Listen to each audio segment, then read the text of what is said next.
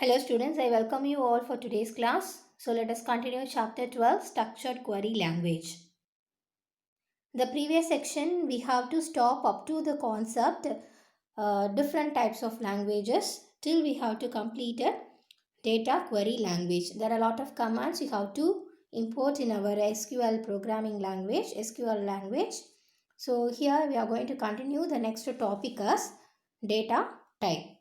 So you already know what you mean by a data type. Any variable you can take, you can able to declare a data type for the particular variable to store in our memory. So for that we have to mention the data type. So here SQL language also you have to mention the data type for the variable.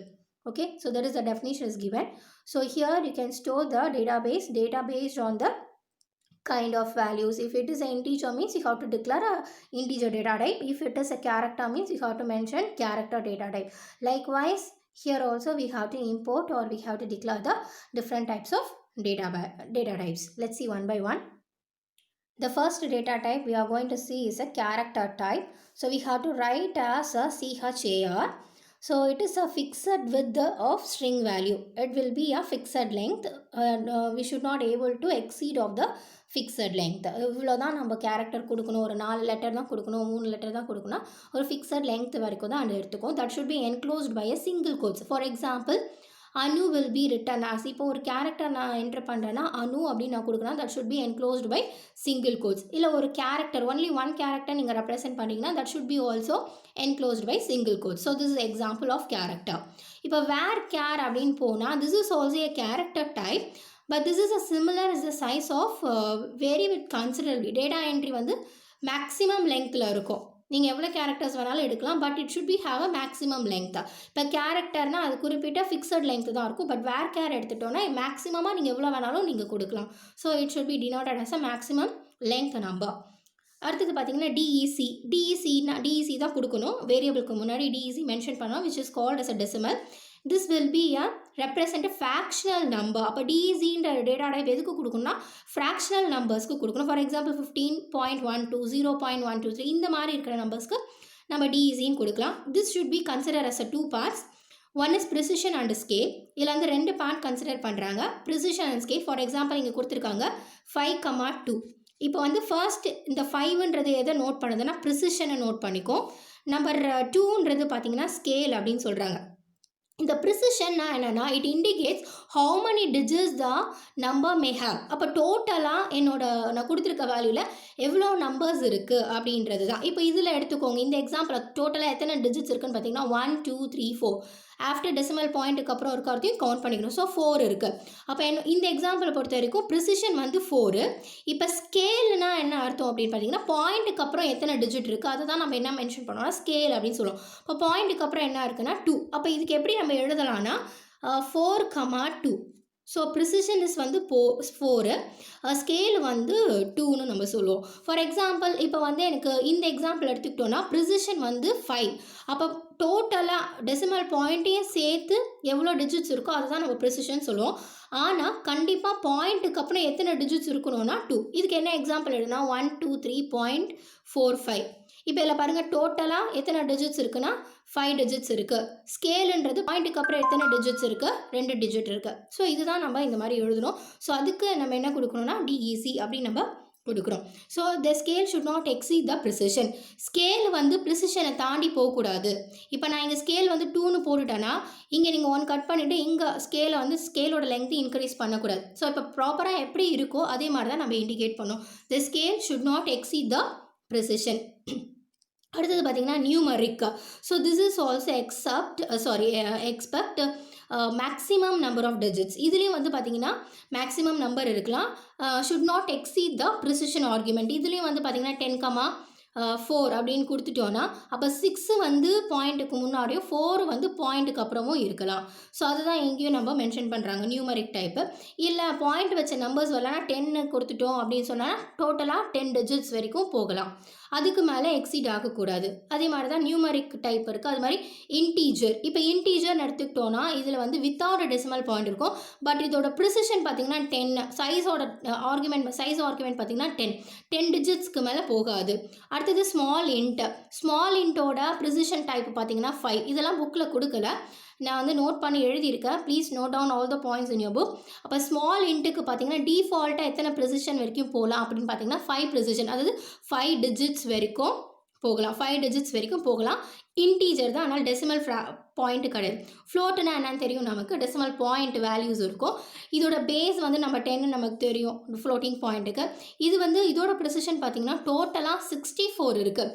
பாயிண்ட்டுக்கு பாயிண்ட்டுக்கு முன்னாடி அப்புறமும் சேர்த்து டோட்டலாக 64 precisions வருது. Next வந்து பார்த்தீங்கன்னா real, இது வந்து floating type, the same as float. they may differ a precision up to maximum 64. இதுவும் வந்து ஃப்ளோட் மாதிரி தான். ரியலுக்கும் வந்து பார்த்தீங்கன்னா மேக்ஸிமம் 64 ப்ரிசிஷன் வரைக்கும் எடுக்கிறாங்க. டபுள் எடுத்துக்கிட்டிங்கன்னா it is same as a real but may exceed 64. இப்போ 70 கூட போகலாம். இதோட digit symbols, digit value precision பார்த்தீங்கன்னா டோட்டலாக 70 டிஜிட்ஸ்க்கு மேலே போகலாம். So this is the description of the different types of data types in SQL program. So let's see the next one. So next question is SQL commands and their function 2 mark 3 மார்க்கில் கேட்பாங்க. இதில் என்னென்ன topic cover ஆகுதுன்னு பார்த்தீங்கன்னா, what is keyword, it is it is a reserved word or a special meaning, it should be understand by the instructions. Next commands உங்களுக்கு தெரியும், டேட்டா பேஸில் டிஃப்ரெண்ட் கமாண்ட்ஸ் வரும், which is also called as a statements. Class அப்படின்ட்டு சொல்கிறாங்க, it is begins with keyword, consist of keywords and arguments. கீவேர்டாக இருக்கும், but அதில் வந்து என்ன ரெப்ரசென்ட் பண்ணுவாங்கன்னா ஆர்குமெண்ட்ஸும் வரலாம், மேபி வேரியபிளும் டிக்ளேர் பண்ணலாம். அடுத்தது ஆர்குமெண்ட்ஸ்னு ஒரு டாபிக் இருக்குது. It makes a class to complete. அடுத்த பாயிண்ட் பார்த்தீங்கன்னா ஆர்குமெண்ட்னா என்னென்னா இந்த கிளாஸை வந்து கம்ப்ளீட் பண்ணுறது தான் ஆர்குமெண்ட்டோட வேலை.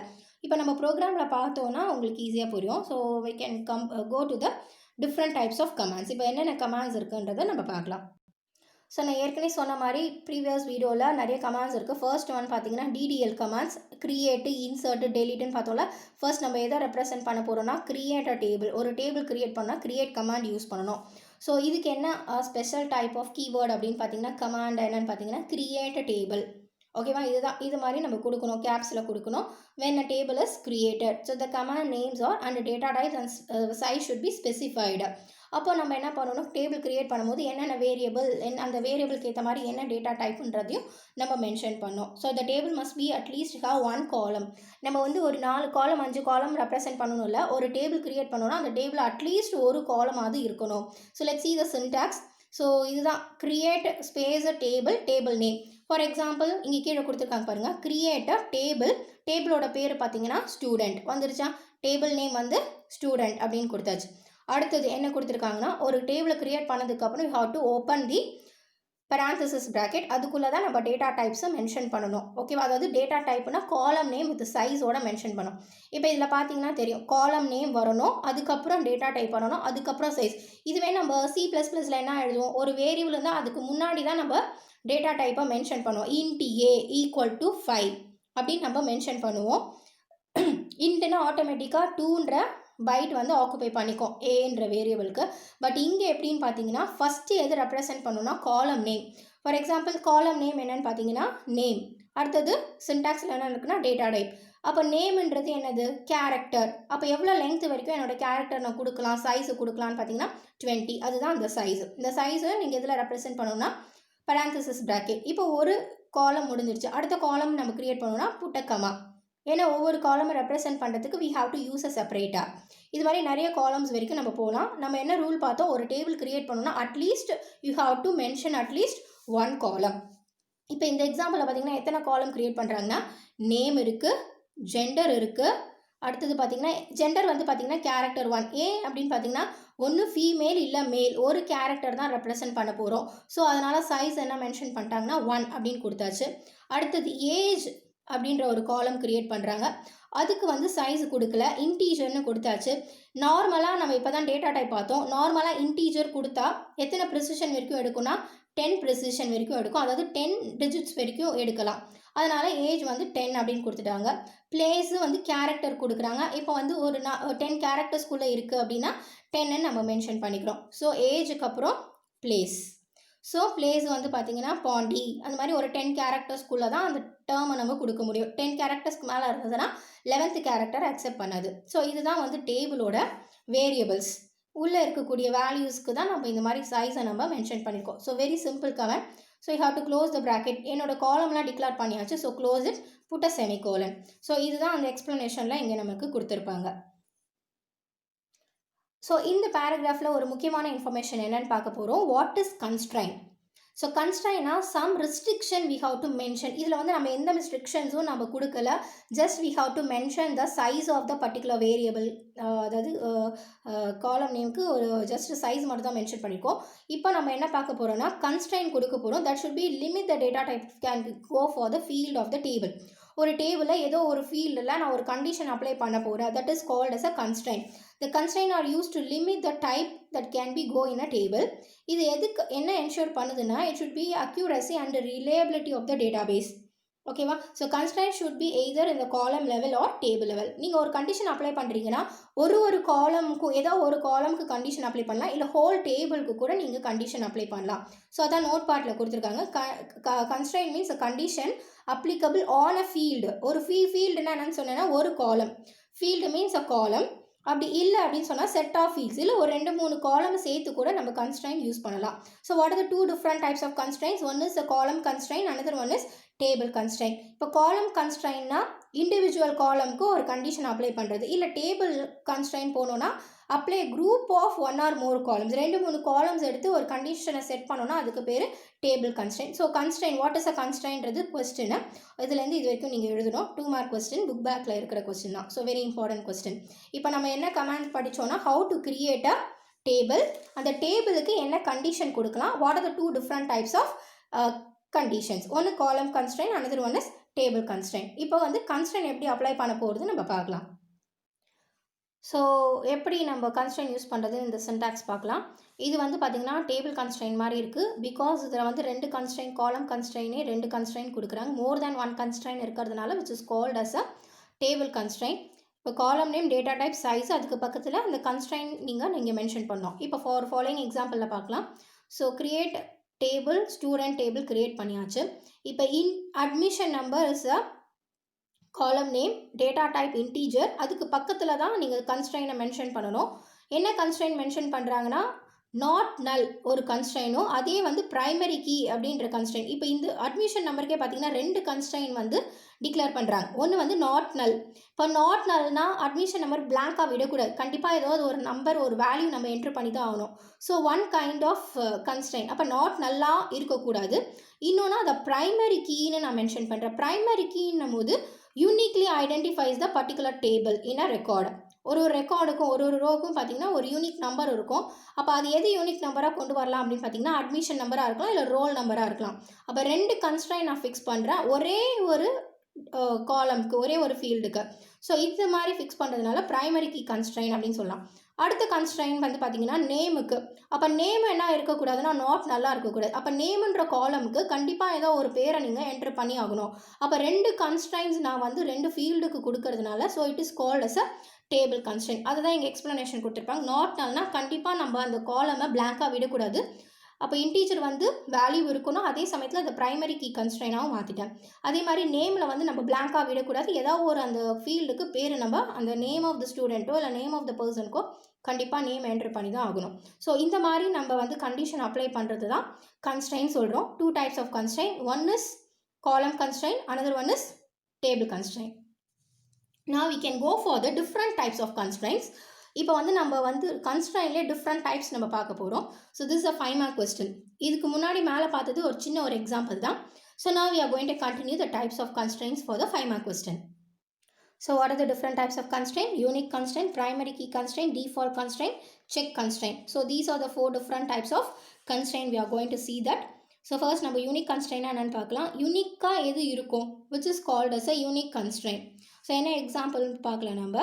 The constraint ensures that no 2 rows have the same value. அதுதான் யூனிக் கன்ஸ்ட்ரைன் நம்ம சொல்கிறோம். That should be specifically mentioned by the column.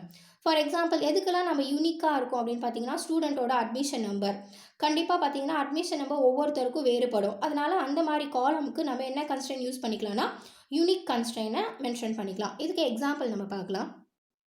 So let's see the unique constraint. இப்போ அட்மிஷன் நம்பர் வந்து நாட் நல், அது ஒரு பர்டிகுலராக ஒரு கன்ஸ்ட்ரைன் கொடுக்குறேன்.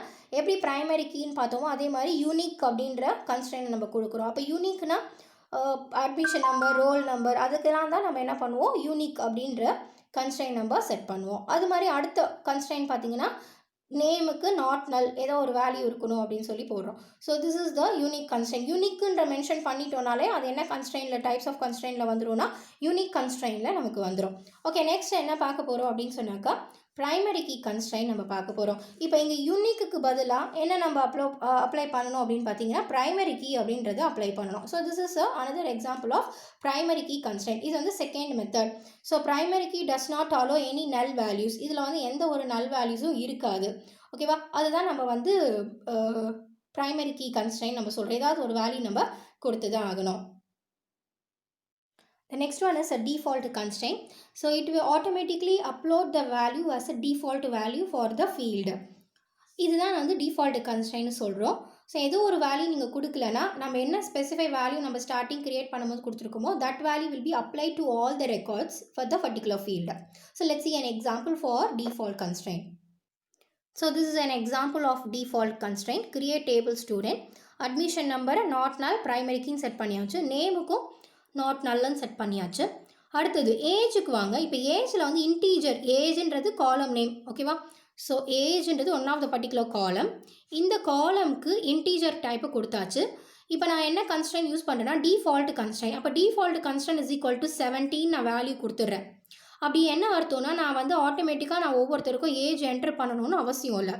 அப்போ என்ன ஆகுது அப்படின்னு பார்த்தீங்கன்னா டிஃபால்ட் இஸ் ஈக்குவல் டு 17 நான் கொடுத்துட்டேன்னா எத்தனை ரெக்கார்ட்ஸ் இருக்கோ எல்லா ரெக்கார்ட்ஸுக்குமே அவங்களோட ஏஜ் வந்து பார்த்தீங்கன்னா 17 ஆட்டோமேட்டிக்காக அப்லோட் ஆகிடும். So which is called S a default constraint.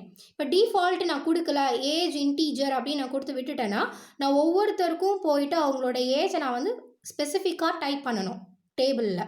But இந்த மாதிரி டிஃபால்ட்டாக நம்ம கொடுத்துட்டோம் அப்படின்னு சொன்னாக்கா you should not enter the age, it will be automatically generated இந்த பர்டிகுலர் டேபிள். அதுவே ஆட்டோமேட்டிக்காகவே ஜென்ரேட் ஆகிடும். ஓகேவா, so the age field is assign to the default value as 17. So it will be enter the age by the user automatically assign 17 to the age. இப்போ ஆட்டோமேட்டிக்காக என்ன ஆகிடுது அந்த பர்டிகுலர் காலம்க்கு ஏஜ் வந்து ஆட்டோமேட்டிக்காக அப்லோட் ஆகிடுது. நான் come to and check constraint. இப்போ வந்து செக் கன்ஸ்ட்ரெயின்றது ஒரு சம் கண்டிஷனை நம்ம கொடுக்கணும்.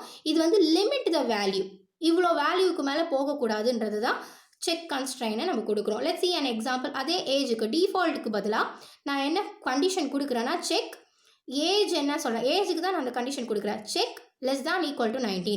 அப்போது அது செக் பண்ணும் என்னோடய ஏஜ் வந்து லெஸ் தேன் 19க்கு கீழே இருக்கா, 19க்கு மேலே ஈக்குவல் டு 19 இல்லை 19 கீழே தான் இருக்கணும். 19க்கு மேலே இருந்தால் இட் வில் பி ரிஜெக்ட்.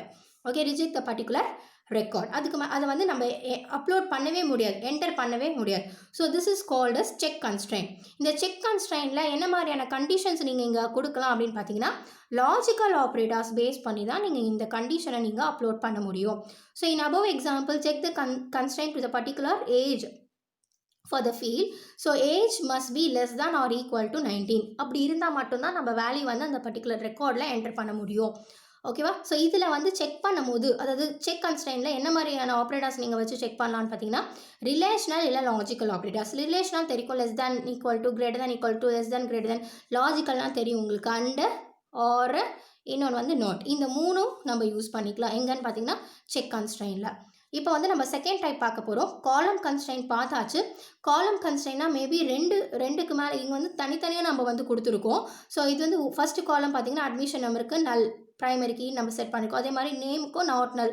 இப்போ இது மாதிரி தனித்தனியாக கொடுக்கறதுனால அதை வந்து காலம் கன்ஸ்ட்ரெயின். இதை நம்ம டேபிள் கன்ஸ்ட்ரெயின்னு சொல்லலாம். ஆனால் டேபிள் கன்ஸ்ட்ரெயினுக்கு ஒரு பெஸ்ட் எக்ஸாம்பிள் என்னன்னு நம்ம பார்க்கலாம். So look at the example of table constraint. இங்கே வந்து பார்த்திங்கன்னா அட்மிஷன் நம்பருக்கு நாட் நல். அப்போ இங்கே ப்ரைமரி கீ எதுவுமே நம்ம செட் பண்ணலாம், ஒரே ஒரு கீ மட்டும் தான் நம்ம செட் பண்ணியிருக்கோம். ஒரே ஒரு கன்ஸ்ட்ரெயின் தான் நாட் நல்லா இருக்கணும். பட் நேம்ன்ற இடத்துல வந்து பார்த்திங்கன்னா ஃபர்ஸ்ட் நேம் லாஸ்ட் நேம் ரெண்டு நேம் வருது. அப்போ ரெண்டுத்துக்குமே நம்ம தனித்தனியாக ப்ரைமரி கீன்னு செட் பண்ண முடியாது. ஸோ அதுக்கு பதிலாக என்ன பண்ணிட்டாங்கன்னா ப்ரைமரி கீன்னு தனியாக கொடுத்துட்டு அந்த வேரியபிளை வந்து ப்ராக்கெட்டில் கொடுத்துட்டாங்க. இந்த மாதிரி ரெண்டு வேரியபிளுக்கு ஒரே கீ நம்ம செட் பண்ணுறோம் அப்படின்னு சொன்னாக்கா அதுக்கு பேர் table constraint. Okay students, so we have to see revised two different types of constraint. One is column constraint, another one is table constraint, and different types of data types in a SQL program. Once again you can recall it and revise it and do the assignment. So the next topic will be continued in the next session. Thank you so much.